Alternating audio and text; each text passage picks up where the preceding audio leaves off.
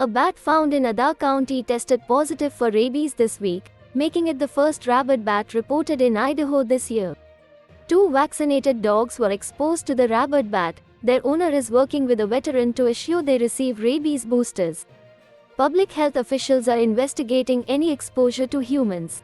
Rabies is 100% fatal for people and animals who don't get timely medical attention after exposure to a rabid animal.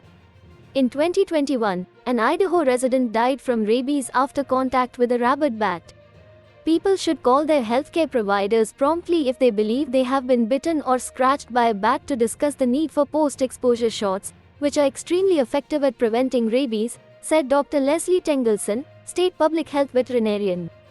Pet owners should contact their veterinarian if they believe their pets had contact with a bat, regardless of vaccination status. It is extremely important for people and animals to avoid all bats and other wild animals, particularly if they appear sick or are acting aggressively or abnormally, Tengelson said. The main rabies carrier animal in Idaho is the bat, but rabies has also been found in other wild and domestic animals. Idaho averages about 16 rabid bat reports annually. Rabid bats have been discovered in North Idaho in years past.